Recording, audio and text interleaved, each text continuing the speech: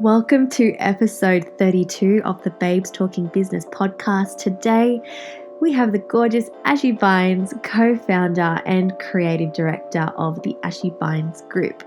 This woman is seriously on a mission. Many of you know her as one of Australia's leading entrepreneurs in the wellness space. She's a personal trainer, a speaker, a wife, a mother, a design powerhouse with her pioneering Squad app that has totally revolutionized health, fitness, and well-being for women all across the globe.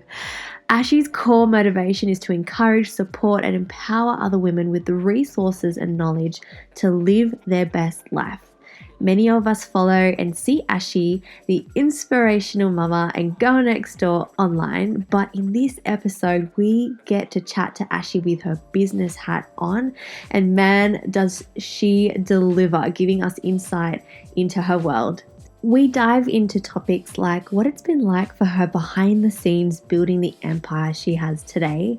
She shares her incredible mindset for the days where it just seems to be all too tough.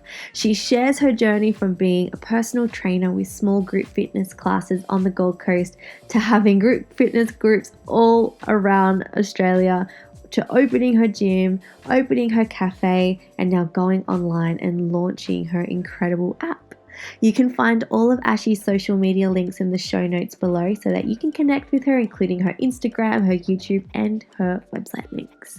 You can also check out our website at www.babestalkingbusiness.com, where we have loads of information, including upcoming events that we have on this year and next, and you can keep up to date with us to see what's going on next. We just want to take this opportunity to say a massive thank you to our sponsors, the Health Style Emporium, a 16-week online holistic program for women all around the world that educates, empowers, and inspires them to become the happiest, healthiest version of themselves without deprivation diets or extreme exercising. The HSC has a beautiful 6-week mini program starting in just 2 weeks, which you can join at any time, where you can learn how to lose weight holistically, looking at a diverse range of health pillars, including toxins, nutrition, mindset, hormones, stress, and learning to work with your cycle, and so much more. Head over to www.thehsc.net to find out more. So, without further ado, we are so excited for you to listen to this beautiful woman and total powerhouse, Ashy. Yay! We're on! Oh my gosh, I am so excited to chat with you today, Ashy. Thank you so much for giving us some of your time.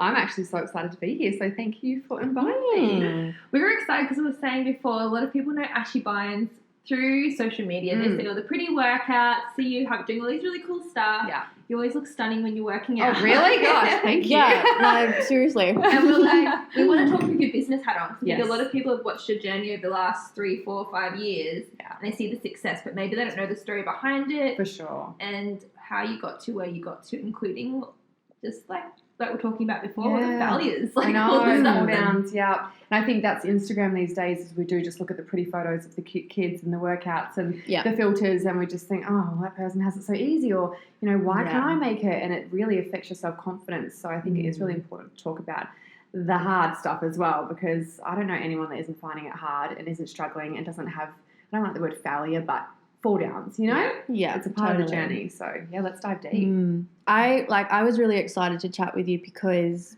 I really respect you as a businesswoman. Like, I've been watching you for years, and I was kind of sharing before, like when I was a nurse and I wanted to start a business online in wellness, you were my inspo, like watching you and watching like where you came from. It was like, it can be done. Like, she's done it. I know I can do this. And I really owe what I've been able to create to you, because you were that inspo for me. So when you said yes to the podcast, I was like, oh my God, yay. Thank you. That's so nice. But I've also seen like what you've had to cop over the last, few years in business. And like, I just commend you because you handled it so well. Thank you. Did I? Absolutely. Okay? I'm pretty sure with half the shit you have put up with, I would like crawl up in a ball and die. There was days like that. Don't worry. So let's start from the beginning. Like, what was it in you that wanted to start a business in wellness? Where did that come from for you? I never knew I wanted to be honest, but I was very sporty as a kid growing up, and I always loved helping people. So when I met my partner and I got fired from my job at a clothes store, the best thing that ever happened to me, he really said to me, you've always wanted to help people and you love fitness. And I was helping out with his boot camps at the time. He said, go and study to become a personal trainer. And it was just a dream job because I got to help people, work with women, work my own hours, grow and be fit and healthy. I was like, that's amazing. And it was amazing for so long. And then, we started a boot camp and it just exploded within a year. We had 75 locations around Australia. And I would have never, ever thought that was even possible. And it wouldn't be possible without my partner. Yeah. He's obviously amazing, and he was in the health space for 8 years before me. Cool. Because he's 9 years older than me. Yeah. And then we just found there was a gap online. My following was growing a lot online, but they were like, well, I can't make your boot camp. I'm from America or from New Zealand, or, you're in the main cities of Sydney, but I'm out here. And that's where we thought we wanted to expand and help women online. And that's when the Clean Eating Diet Plan started, and we evolved our app and it just kept growing and growing. But of course, like you said before, there's been plenty of hard times to get to where we are today, and there still is a lot of hard times. It still is a struggle sometimes. Business is just like life. There's plenty of highs, plenty of lows, and a lot of risks along the way as well that some don't pay off. Yeah, because so that just sounds crazy. How do you go from I might study PT to then having 75 random boot camps? Like, how did that happen? Because back when we started, which is 10 years ago now, forget Instagram, that wasn't a thing. Yeah. So we started a fan page on Facebook, and that wasn't even a thing. We were, I wouldn't say the first, but we were early on. I remember fan pages back then. Yeah, and it was all organic reach. It was great. Like, everyone on your page saw what you posted, and we just asked our clients if we could start posting their transformations, and they went viral. So everyone was writing in saying, where can we come? Where can we come? And the one at Burleigh, we had like 20 girls to start their first one. We were like, stoked, 20 girls. Cute. Put those transformations out. We're like, we're having an open day, thinking like 30 might turn up, and like 250 turned up. That's so crazy. And me and Steve were like, oh my God, like, what do we don't have a microphone. We've got hundreds of women here that we have to cater for. We just knew there was a demand for it. And then we had a friend in Brisbane that Steve knew, and he was like, I'd love to start one up here. And it kind of, word got around, and we just all of a sudden had this big team, and that was amazing. Cool. Did it for 7 years. And then we opened up our gym. We had a cafe as well, which didn't work out. Yeah. We can talk about that later if you want, or we don't have to. And we got married, and we knew we wanted to have a baby. So we decided to close that chapter of the outdoor boot camps and more focus on the gym and the online space, because we've always been people that are like, bite off more than you can chew. Then it got to a point where like, we're not putting 100% into everything, and managing a team of 75 was really hard, and we felt like we couldn't give them the energy and the love and the time and the support they needed to run their businesses. So we closed that chapter after 7 years, and then went on to the gym and more the online space. I love that. How amazing is that? And I think as well, like, online has evolved so much over the last 10 years. Like, crazy to watch, isn't it? So crazy. Yeah. And then when Instagram came in, and that stories, and just like the way that you can reach your audience, I guess you have to like evolve and change with the times as that happens too. 100%. It's always changing. New apps, new ways to do things, new ways to connect. Yeah. And then once something gets saturated, you have to like really find a way to stand out, to connect with your audience. And I think the best way to do that is really like actually be authentic, not just say, I'm real, like actually like, because people can see straight through fakeness these days. Totally. The real authentic women or men really do stand out, and that's when you feel that connection. Yeah. And you do that really well. But I'm sure you get a lot of backlash as well from people who just have their opinions and don't keep them to themselves. Yes. How do you deal with that? I think, for a while there, like even 2 years ago, it was the darkest time in my life. Like, honestly, super hard. We had hate pages that were, we hate Ashy Bines groups, on Facebook, on Instagram. And that was not just like 10 people. That was thousands of people. That was a really hard time, and I didn't cope. Yeah, I don't know. I really didn't cope. I felt like I had to keep showing up and being online, but I felt like I was holding back who I was because I was scared to be who I was, because everything I said got twisted, got posted. Like, we've found out now that the pages are gone, that there was these 5 women that were on a roster to watch my Snapchats to screen grab everything so quickly. So to think, like, how do they do that so quickly? It was horrible. You know, it was a really hard time in my life. And I reached out, had to get mentors and coaches to help me through that because emotionally and mentally I just wasn't coping. And it affected my friends, my family. Like, I have a child. Imagine my mum hearing and reading all of this stuff. It was just horrible for all of us. But I think it's weird to say it, but I'm actually really grateful for it now because it has made me so much stronger and it's made me more compassionate and understanding as to why people do and say things. And just to never add fuel to the fire, like not to react. We get to choose if we react or if we respond.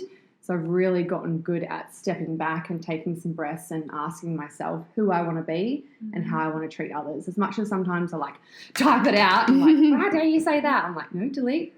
It's okay. It's not about me. Like, you know, just be the bigger person. That time of the month's hard, you know, and you have those 2 days a month where you want to be reactive. That's when I'm like, okay, someone needs to take over my DMs right now. No, but overall, it's a lot less these days, and I just think I'm better at dealing with it because I'm a lot stronger and more understanding. That's emotional intelligence. It is, and I think because there's so many girls who listen to the podcast who either have their own little startups, they've got their own side hustles at home, and they finally get that confidence, that leap of faith to do something for their business. They don't get the support of a friend or a family member or something says something nasty online. And they have that one neg ferret or troll that brings them down, and then they think, you know what, this isn't worth it, I can't do this. And that's one person. Imagine having a whole hate page of thousands. So what advice would you give to those girls who are maybe getting a little bit of that resistance starting a business and they've got this thing that they're passionate about and maybe aren't getting the support that they hope? It's really hard without support, but I think that's where we have to do that work on ourselves. You know, and we have to accept that no matter what we do, like literally no matter what you do, no matter what you say, if I post a photo of an organic apple, there's going to be someone that doesn't like my organic apple. And I have really come to accept that I know my mission, I know my purpose, I know that I'm here to help. No matter what anyone says, whether that is some media, whether it's some girls online, you know, whatever it is, I know that I'm here to help.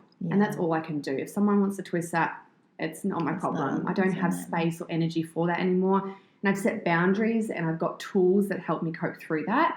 And at the end of the day, if you say getting those comments, we do have the ability to delete and block.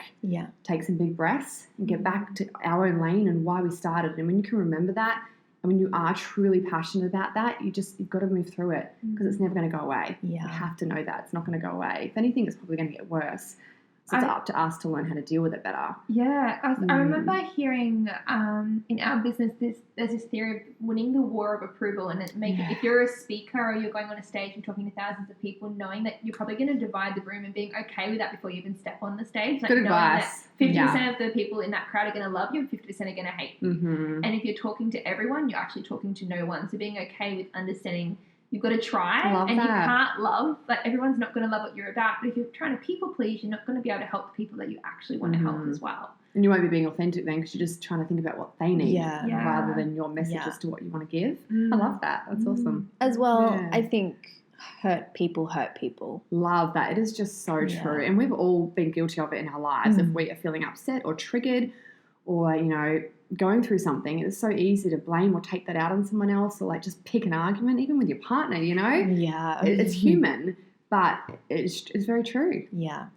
I think as well, when you're getting backlash like that, you've just got to think about like just someone who has a body of work that I want to emulate and I'm really inspired by, would they act like this? And if it's then it's like, well, who cares? Because they don't have what you want. So why let it affect you? But as well, it takes a lot of practice and like sort of like going to the gym and it's flexing that emotional muscle, isn't it? It's becoming emotionally fit, which I think is 10 times more important than going to the gym. Because we need it in all areas of our life, but we seem to like put that in the back seat. About it.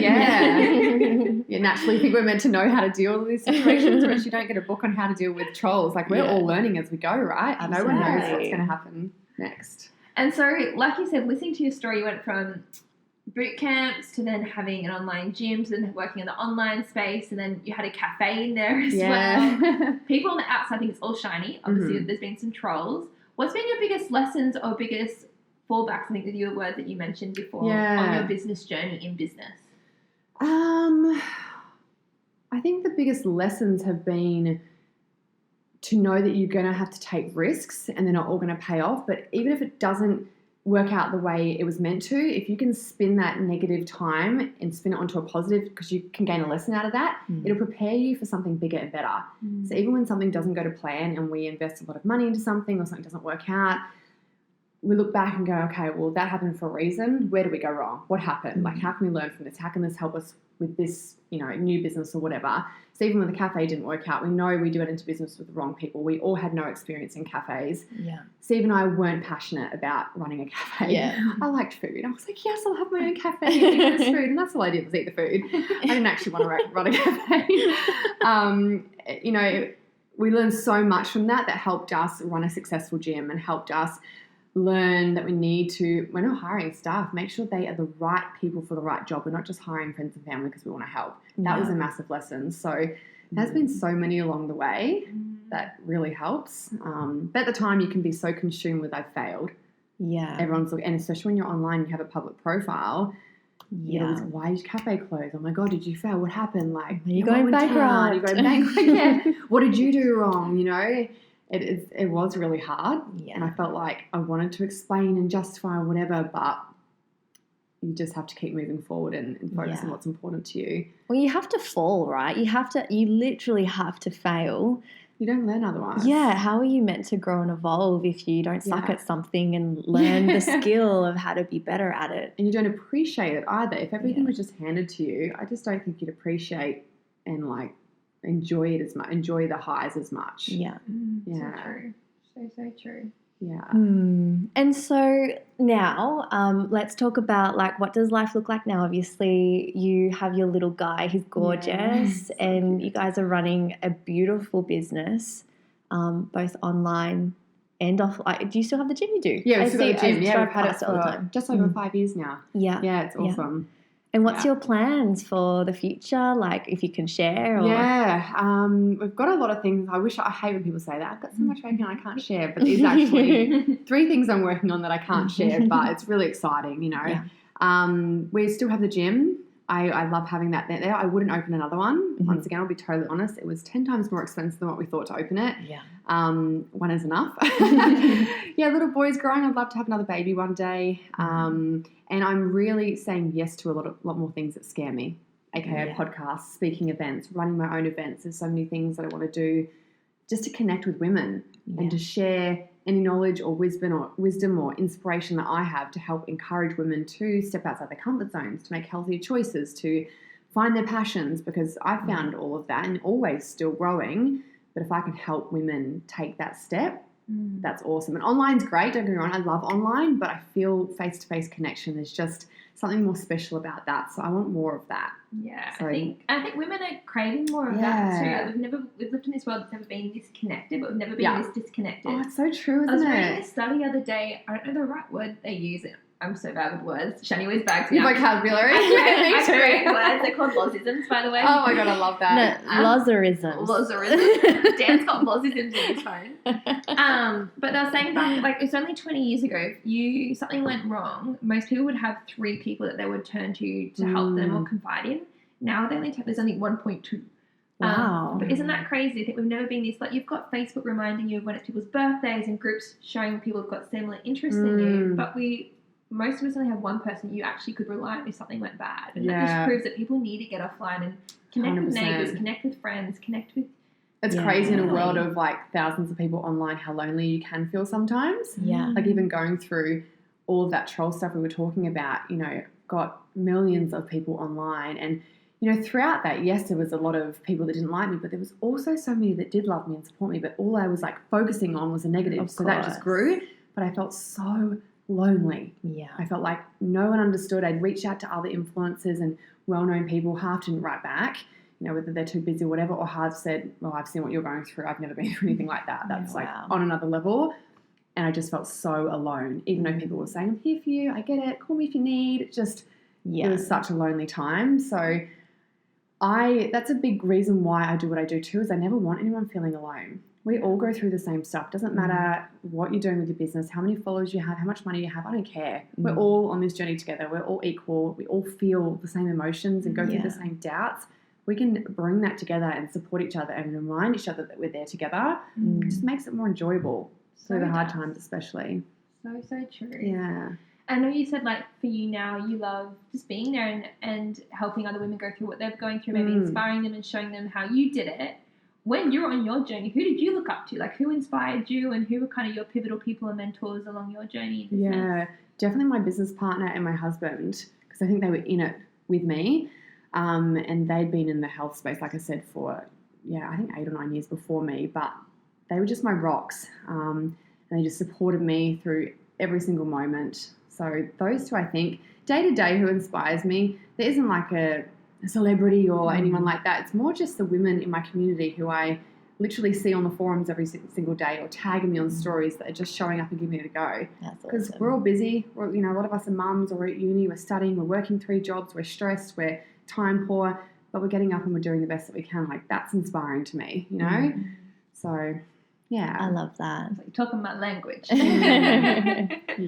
Yeah, and I think as well for women who are listening to this, I think it's really important, if you don't have that community or that support, go and find people out there that are looking for the same thing. Yeah. Like, I mean, we work online, and it's amazing how many beautiful people we meet just by replying to a story, or even the DMs that we get of people saying, like, thanks for that episode, or whatever it might be. And then you start connecting, you start like having a conversation, all of a sudden you're really like-minded, you have the same values. Next minute, like, I met Loz online. I love that. I met her on Instagram. So cool. And now we're like for a breakfast besties. date. I love that. So 4 years good. ago. I was so nervous at that breakfast I date. still remember it was a grocery and grind, and they closed.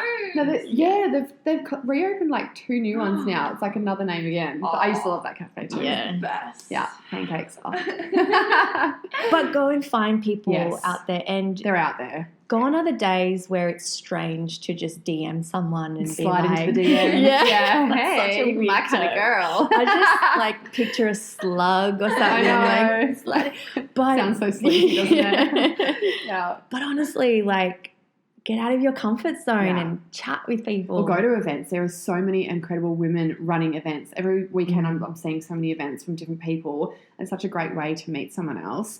And yeah, you're right. It's not awkward anymore. It's just it's not weird. Even in the dating world, it's like you don't bump into people at a cafe anymore. Like Yeah. it's just, you got to be out there. Like you really do have to put yourself out there. Yeah. We've started doing that. We do wine and wellness every second Thursday. So we've got one here tonight with some of the girls that we connected with online, which is fun because I think, like I said, we all talk online and it's cool, but it's like how are you? Like, how's life really? Like, catch up, talk over wine. And I wanted to pick your brain too around business. And a lot of girls with different kind of businesses who tune in, and they kind of get to offense because I don't know about you, but I feel like the first 2 years in business where you're really trying to get it off the ground and you don't have the belief is really hard. And so they kind of jump on the fence where they're in, they're out. Is it worth it? Is it not? Yeah. From your 10 years now working in business, what could you be really honest and authentic around what did you have to invest to get it to where it is? Whether it was time, energy, money, what did it actually take? And what are the payoffs too? Like, has it been worth it? What do you get to do now opposed to if you worked for somebody else in a 9 to 5? Yeah, for sure. I mean, at the start, time, sleep. Like, I remember when I first was a personal trainer, I would work from like 4 a.m. because people work out at 4 a.m. That's crazy. 4 a.m. I would do 2 or 3 clients. I would then go work at a clothes store during the day, go back to outdoors where I trained my clients, work from like 4 or 5 till 6 or 7 at night. And then Thursday, Friday, Saturday, sometimes Sunday nights, I'd work for Jim Beam doing promotional work, which is like 10 to 1 in the middle of the night. Wowzers. So I was working early mornings, all days, nights, and I was exhausted. But, that's something I had to sacrifice to really get the confidence to quit the other jobs, to just fully go and get enough clients and word of mouth for my PT business. So time and sleep, definitely money as well for like self-development courses. I remember the first course we ever did was Anthony Robbins, and it was a week-long course, The Date with Destiny. It was incredible and life-changing, but it was so expensive. I think it was $4 or $5 grand. It's a lot. And I was like super close-minded back then when I was 18. I was like, oh, what is this? What are we wasting our money on? Like, oh my gosh. And Steve's like, this will change your life. So time and money. The payoffs now, I think, is the flexibility and the growth. I feel like there's a lot of responsibility with having your own business, but anything I want to create or a certain standard of lifestyle I want to have or anything I want to achieve, I'm responsible for that and I can make that happen. Whereas back when I worked for other companies, you had your hours, you had your pay, there wasn't any growth for that. The variety too. I love the variety of being able to be involved with so many different things. Like, yes, I've got my gym, I've got my app, and like I have my collaborations with More Life, with the clean treats, and that's just fun. That's food and fun. You know, there's so much happening. It's a lot of variety, which is, I don't know if you guys have listened to Tony Robbins much, but the six human needs. Yeah, so variety is huge for me. I love having that variety. I get stale if I was just to do the one thing. Does that answer your question? Yeah, and I just hope girls are really listening to that, because I guess they just see now, they haven't seen the 10-year journey or what the first 2 years look like working multiple jobs, because that's where most of our listeners are. And they're like, well, I'm not Ashy Bines, I can't do that. Sure, she could go. She's got a gym, she's got an app. It's like, but that's not where it started. It's 10 years on. Yeah. Even creating the app, it cost us hundreds of thousands of dollars. We were so broke for so long. We started going down that road, and my husband and I were like, we're pulling the pin on this. It is. It's so much. Like, people just look at my life and think that I'm just like sleeping cash every night. I'm like, no. The app was so expensive to make. The gym, oh my gosh, that was what we estimated it would cost. Yeah, it blew us out, and we were too far deep to pull out by then. Yeah. Sign the lease, we're committed. There's so many times where we are, just getting by at that time, but you've got to hustle, you've got to keep going, you can't give up, especially if it's something you truly believe in. You've got to know that there's going to be times that it's really hard. And the universe will test you. Oh, yeah. Like, you will have so many challenges thrown at you just to test you to see how bad you want it. Yeah, and just if you don't want it bad enough, you will make an excuse, it's not for me, or it's too saturated market or whatever. Like, you will justify that to yourself to make yourself feel better. Totally. Even when I first started, I remember one week we didn't know how we were going to pay our rent. This is like, I first got my qualifications. We had something happened, and we wanted to build this website for our online cleaning plan. We had this massive piggy bank, and it was made of cement, and you couldn't get into it unless you literally broke it. And I remember being at the table with Steve, just like looking over, being like, we need to break it's happening. So we cracked it open. It had like $900 in it. We're like, yes, we can get this little website done up, pay our rent. Like, wow. Even that, we look humble back and beginnings. Wow. We definitely didn't come from money. Like, I was kicked out of home when I was 16. My parents had no money. Steve's out of home since he was just 15. Wow. His dad passed away when he was like 12. He went through uni. We've definitely worked for everything we've got, and we've been through a lot of hard times to get there. Yeah. But pretty lucky to have each other to go through that all together now.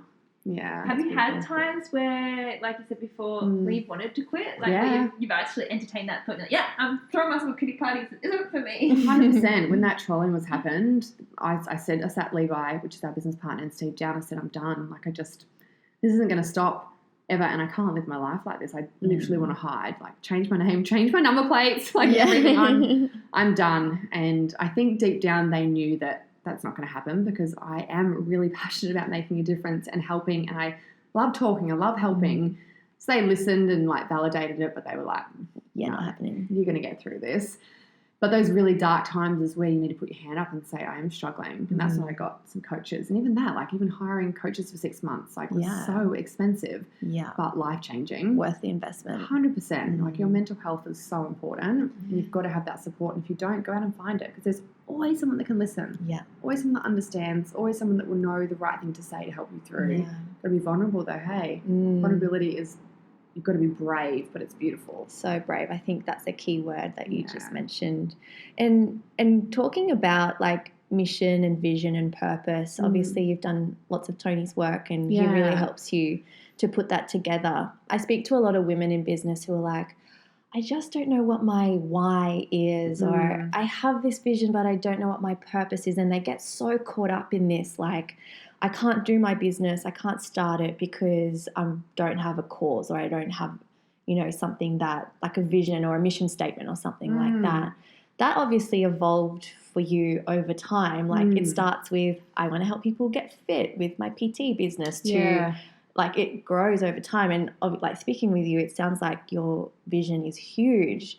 But what would your advice be for women who are just starting up their business and they don't have that huge mission that they think they have to have? Where should they go, or what should they do? Should they invest in personal development? Or I think so, and I don't know. It's a tricky one. I do think that if if you are really passionate about whatever it is you want to start, I do believe there will be that core why. It just comes up. For me, it's definitely evolved, but when I break it down, I still just want to help. Even when I jump on stories and talk about skin, I suffer from adult acne. I want to help other women not feel alone. Whether I'm making clean treats, I want to help their families make healthy decisions. Whether I'm posting a free workout, I want to help inspire women to get off their butt and go to the gym or walk around the block. Everything I do is to help. So that's always my core. I feel like if they dig deep enough or just maybe do a bit more work to connect with themselves and where they're at, that why will come up. Yeah. Or maybe it's not the right path. Yeah. I think as well, like our why comes from personal experience. Yeah. Like something that's happened. Yeah, something that's happened. And that's it for me too. Growing up, I felt so alone. Had not a very good home life. Like I loved my mum, but my stepdad was horrible. Don't know my real father. I always felt alone. Didn't fit in high school. Wasn't very smart. Like I just felt like, there's a lot of bullies and all that kind of stuff. I just always felt alone. I was like, I don't want women to feel alone because they're not. Like I'm going to be that person for them. And so many women message me all the time, you're my online best friend. And even when I hid away for a little while and had, like I called it the blackout week where I was off social media, so many women would be like, I feel like I've lost my best friend.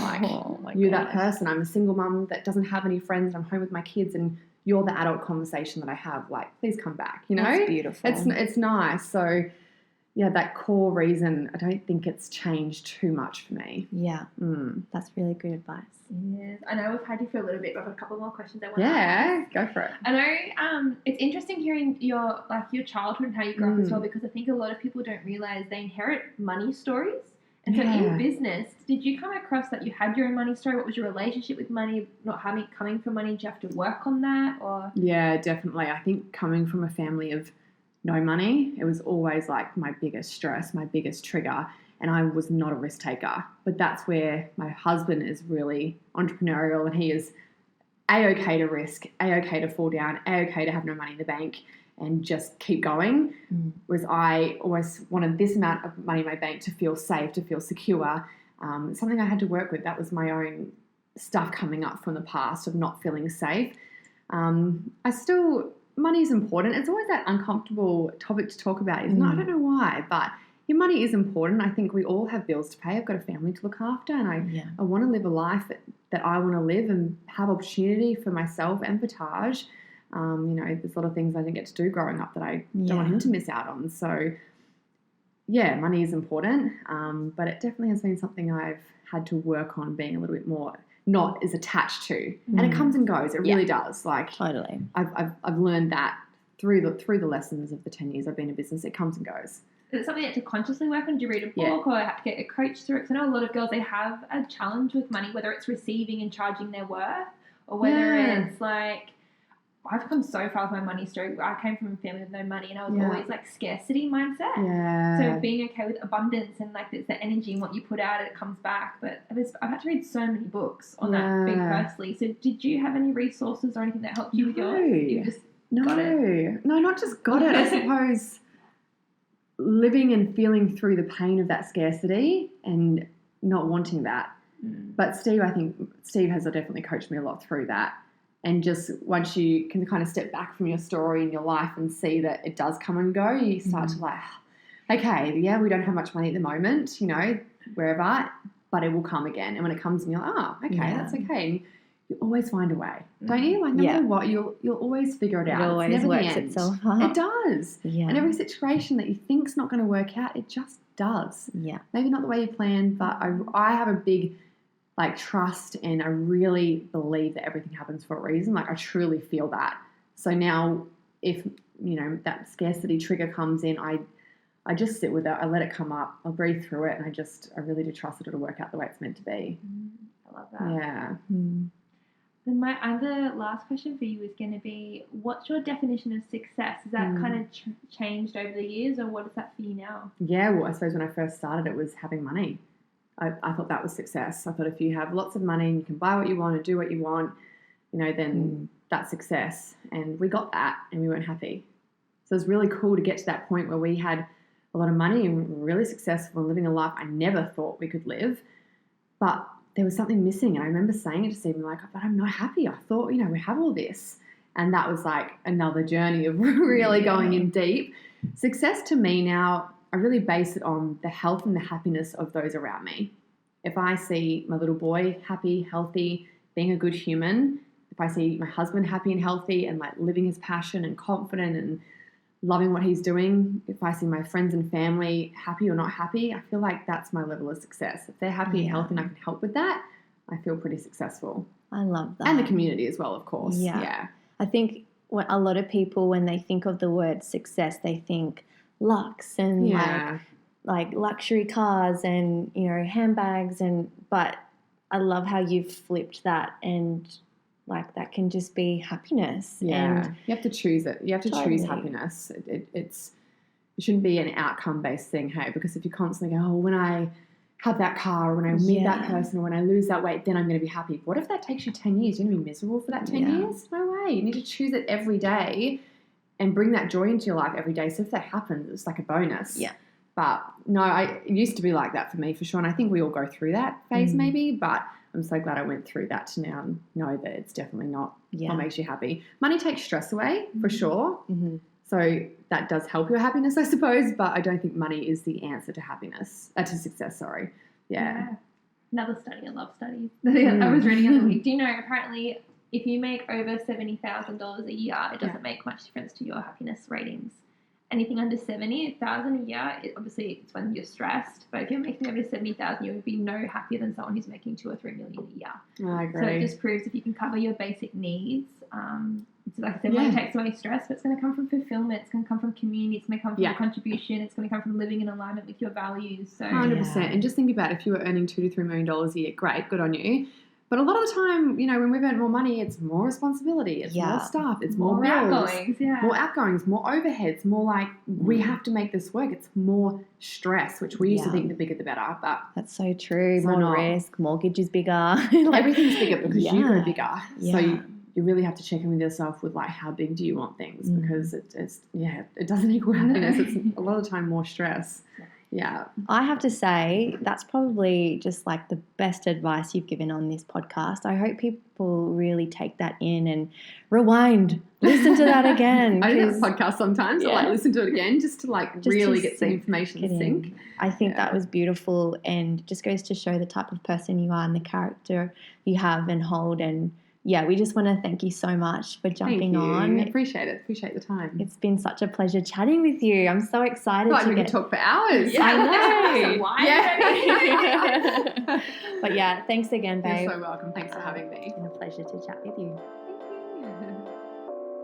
We hope you've loved today's episode of the Babes Talking Business podcast. We're loving bringing you these episodes. Our mission really is to share and add value to your week, whether you're a budding entrepreneur or you're a veteran and you've been owning your own business for quite some time. Don't forget, if you're loving our podcast, we would absolutely love and appreciate for you to rate us and drop in some love on the iTunes app by giving us some feedback. We want to do something really exciting, and we want to do a shout out of the week every week on our Instagram for anyone who reviews us. So please make sure you leave us 5 sparkly stars and you give us your feedback, but don't forget to add your Instagram handle or website so that we can shout you out. You can follow us on Instagram at Babes Talking Business, or you can check out our website at www.babestalkingbusiness.com. You can check out the Health Style Emporium online holistic health program, our beautiful sponsors over at www.thehsc.net. All of these links are available below in our podcast notes and on our website. Thanks for tuning in.